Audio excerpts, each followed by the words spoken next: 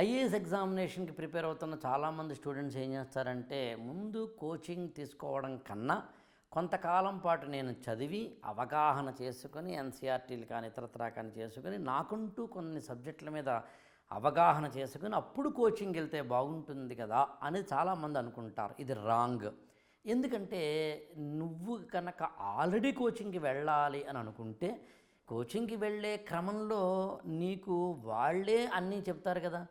మనం చదివిన దాని మీద కొంత ఒపీనియన్ని ఫ్రేమ్ చేసుకొని ఒపీనియన్ మీద ఆధారపడి మనం క్లాస్ రూమ్లో కూర్చుంటే ఫ్యాకల్టీ చెబుతున్నది మనకి ఎలా ఉంటుందంటే ఏదో అంటే నేను ఆల్రెడీ ఇలా చదివాను కదా, మౌర్యుల గురించి నేను చదివాను, నేను ఒకలా చదువుతాను ఒక పుస్తకంలో, ఫ్యాకల్టీ ఇంకోలా చెప్పొచ్చు. నేను అన్నయ్య భారతం గురించి ఒకలా చదువుతాను, ఫ్యాకల్టీ ఇంకోలా చెప్పొచ్చు. నేను ఎకానమీలో ఆర్థిక సంస్కరణల గురించి ఒకలా చదువుతాను, ఫ్యాకల్టీ ఇంకోలా చెప్పొచ్చు. అంటే ఇంకోలా చెప్పొచ్చు అంటే పెర్సెప్షన్స్ మారుతాయి, ఫ్యాక్ట్స్ని ప్రజెంట్ చేసే విధానం మారుతుంది, అనలైజ్ చేసే క్రమం మారుతుంది.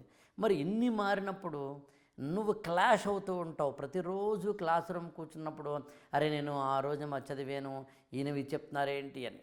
అలాగే ఎంత కాదు అనుకున్నా మనకే తెలియకుండా ఒక ఈగో పొర కూడా ఏర్పడుతుంది.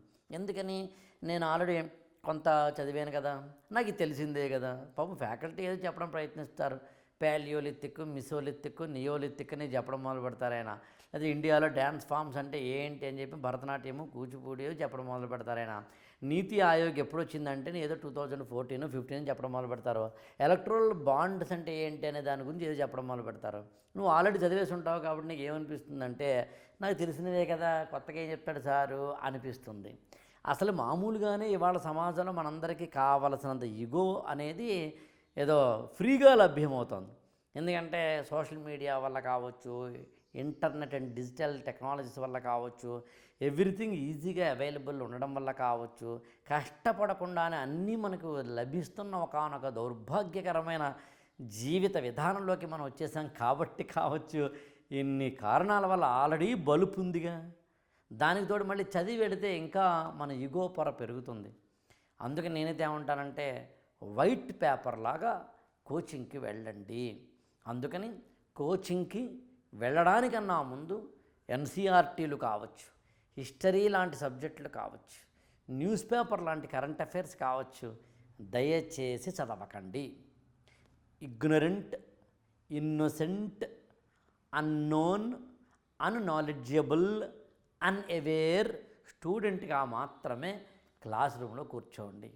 అప్పుడు మీకు గురువు మీద గౌరవం కలుగుతుంది, గురువు మీద గురి కలుగుతుంది.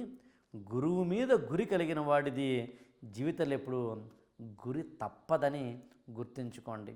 అందుకని మనం ఏ కోచింగ్ సెంటర్కి వెళ్తున్నామో ఆ ఫ్యాకల్టీనే మనం గౌరవించినప్పుడు, ఆ ఇన్స్టిట్యూషనే మనం గౌరవించినప్పుడు, ఆ ఫ్యాకల్టీ నుంచో ఆ ఇన్స్టిట్యూషన్ నుంచో మనకు కావాల్సిన ఇన్ఫర్మేషన్ తీసుకునే క్రమంలో మనకు ఒక ఒబీడియన్సో రెస్పెక్టో లేనప్పుడు మనకు ఎందుకు వస్తుంది సరస్వతీదేవి, మనకెందుకు వస్తుంది విజ్ఞానం, మనకెందుకు వస్తుంది సంస్కారం, మనకెందుకు వస్తుంది చదువు అని నాకు అనిపిస్తుంది. అందుకని కోచింగ్కి వెళ్ళాలని మీరు అనుకుంటే ఓన్ ప్రిపరేషన్ చేయకండి. ఓన్ ప్రిపరేషన్ చేస్తే కోచింగ్కి వెళ్ళకండి.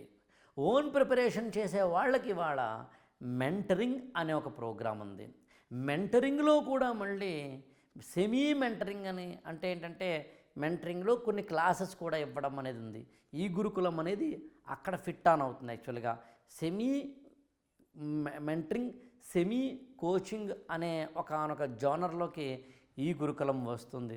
ఈ గురుకులం కోచింగ్ సెంటర్ కాదు. చాలామందికి అది అర్థం కాక ఈ గురుకులంలో అది చెప్పట్లేదు ఇది చెప్పట్లేదు అంటుంటారు, కానీ నిజానికి అది కాదు. ఏం చెప్తామో ఏం చెప్పమో ముందే మేము చెప్తాం. ఇది ఒక జోనర్.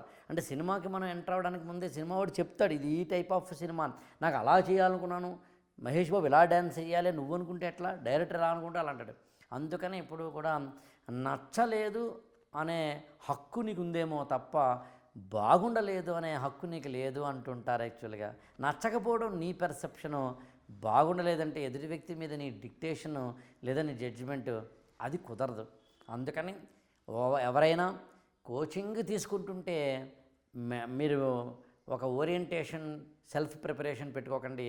సెల్ఫ్ ప్రిపరేషన్ పెట్టుకుంటే కోచింగ్కి వెళ్ళకండి. సెల్ఫ్ ప్రిపరేషన్లో ఉన్న వాళ్ళకి సెమీ మెంటరింగ్ బాగానే పనిచేస్తుంది, సెమీ కోచింగ్ బాగానే పనిచేస్తుంది.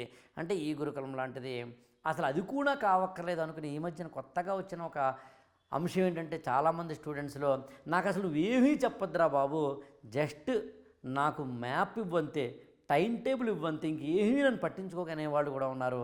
వాళ్ళ కోసం ఈ మధ్య నేను ప్రత్యేకంగా ఓన్లీ మెంటరింగ్ ప్రోగ్రామ్ అని పెట్టడం జరిగింది.